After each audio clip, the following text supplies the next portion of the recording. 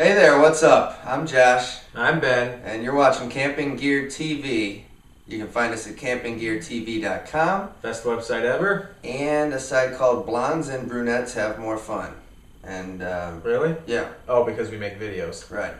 Okay, well, that's interesting. Yes. I did not know that. We're learning something new every single day. One of the things we're also going to learn about today is this water shoe that we're here to feature on this episode. Where's the oohs and ahs? Okay, this is from Columbia Sports. Columbia, Yep. They're a big company. Columbia. And only Yep. big companies send material to Camping Gear TV. Do they make all their products in Columbia? No, I believe that they make a lot of them in the U.S. Oh. Yeah. That's nice. Yeah, so don't know why they're not called USA Sports, but nonetheless, They chose Columbia. Right. They make good gear. This is one of their products. We're taking a look at it. Yep. This is a water shoe. It's called the PFG Real Deal. They call it the Real Deal because they believe that it is the real deal. So, Well, but isn't it spelled real like a shoe, like R-E-E-L? yes. Not like a shoe, but like a fishing reel? Yeah. All right. Yeah, I was like a shoe. Real like a shoe. We got that corrected. So I will say this is kind of an interesting looking shoe. I'll have a close-up of it.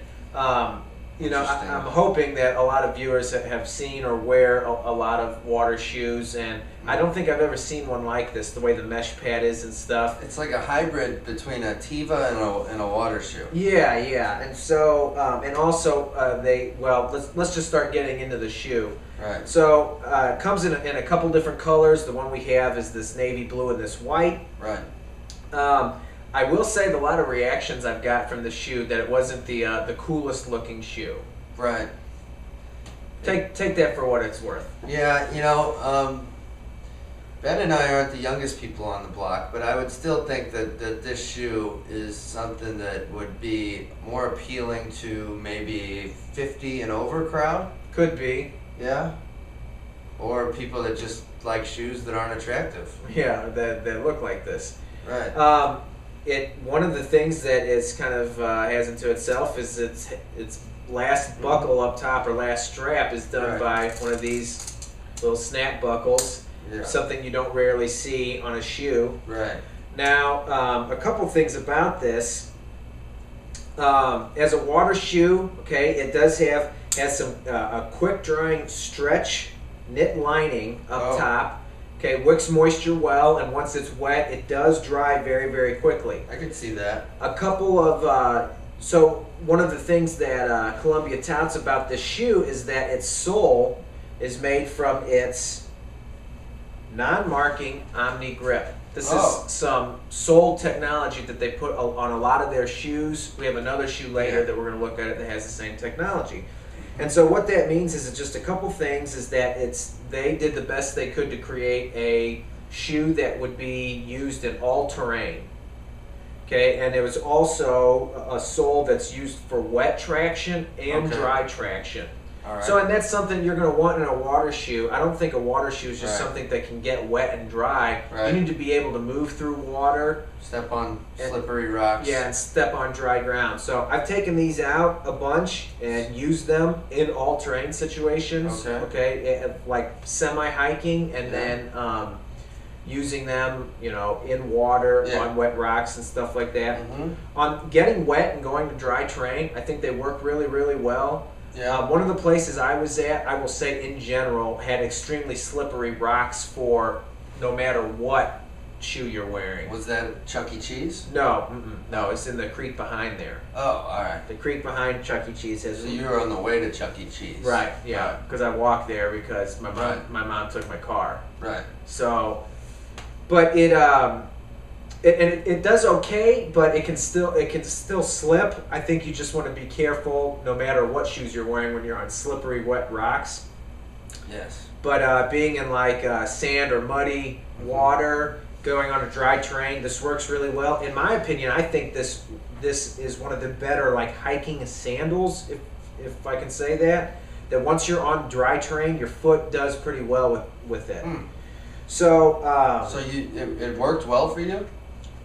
It was okay. It Yeah. was. There were times in the water was a little slippery on some of the rocks that I was Yeah. in, and so that's why I think it's like a little harder edged shoe for something like, hiking around water, or maybe like general like Yeah. kayaking. You need to be wearing a shoe when you're in a boat or something. This works Maybe. really well because it dries out quickly enough. Yeah. As far as comfort goes, this is something I don't necessarily like to talk about, because every shoe, when you're looking for shoes, you need to find what's right for you, and what's right for Right. you is going to be different than the next person. Right. I thought this shoe was, a little rough, and it made my feet feel a little dry. How long did you wear them for? Boy, I've worn them a couple times, and I would say that the longest I've worn them was 90 minutes. Okay. Any blister problems? Or No, I didn't have any blister problems. All right. I have read a couple reviews online that said the same thing. But they also said, like, after the shoe gets broken in, it will soften up. That's another thing I want to say about shoes. We've reviewed a couple in the past, and we've got a couple pairs lined up. It's always difficult reviewing a shoe that's right out of the box without it being broken in. Well, that's why we try and use them. Yeah. Wear them around for a while. Sure. So, but all around, I think as a pure water shoe, just being in the water, it's okay. Mm-hmm. But for an all-terrain shoe, it does work well. It works great out of the water, being able, if you're in a terrain where you're going through a lot of creeks and it gets wet, and then back on a dry ground, it works well, and it can handle some heftier terrains because of the sole that's on the bottom. So, how much do these cost? Typically, you can find these for about $70 to $80. I found a couple of sites where you might be able to get a deal and get it in like the 50s, but I'd say 9 out of 10 you're paying $70 to $80. Well, I guess for Columbia, a big name brand, that sounds about right. Yeah, so a decent shoe. I don't think this is anything that like really knocked my socks off, but it's definitely an interesting take on the water shoe. Really solid sole.